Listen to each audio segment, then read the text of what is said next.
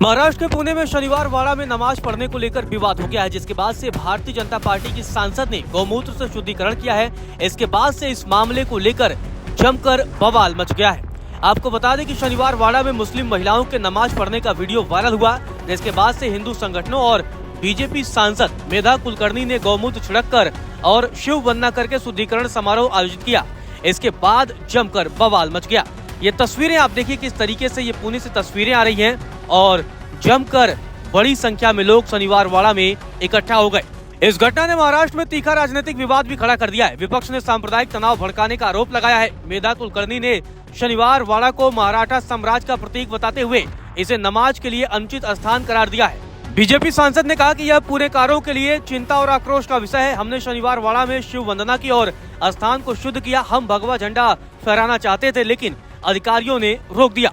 BJP सांसद ने क्या कुछ कहा, सुनिए आप। इस जगह पर हमने आंदोलन किया सकल हिंदू समाज की तरफ से और बहुत ज़्यादा संख्या यहाँ उपस्थित हुई है और यहाँ हमने जो जगह थी कि जहाँ नमाज पढ़ा गया उस जगह का शुद्धिकरण किया है। छत्रपति शिवाजी महाराज की शिव वंदना सादर करके हमने यहाँ शुद्धिकरण किया है और ऐसी बातें फिर ना हो इसलिए हमने ये आह्वान किया है। एएसआई को भी हमने ये अगवा किया है कि इस तरह की आने वाले समय में कोई भी यहाँ ऐसे इस तरह से नमाज न पढ़ा जाए। वहीं एआईएमआईएम के प्रवक्ता वारिस पठान ने बीजेपी पर भारत की धर्मनिरपेक्षता और बहुलतावाद को नष्ट करने का आरोप लगाया है। वारिस पठान ने कहा कि 3-4 मुस्लिम महिलाओं ने जुमे की नमाज पढ़ी तो इसमें क्या परेशानी है। संविधान का अनुच्छेद 25 धार्मिक स्वतंत्रता देता है।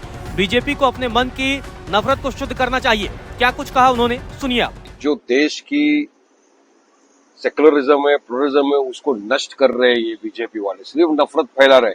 अगर समझिए कि जुम्मा का दिन था, जुम्मा के वक्त अगर 3-4 मुस्लिम महिलाओं ने एक जगह पे नमाज पढ़ ली तो कौन से पहाड़ टूट पड़े।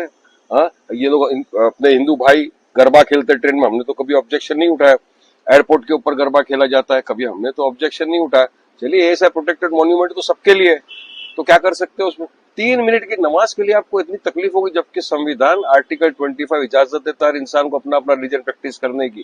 तो आप कितना नफरत फैलाएंगे और शुद्धिकरण करने जा रहे हो। अरे शुद्धिकरण करना है आपको, अपने दिमाग का शुद्धिकरण करिए। जो दिमाग में आपकी नफरत फैली हुई है ना, शुद्धिकरण उसका करिए।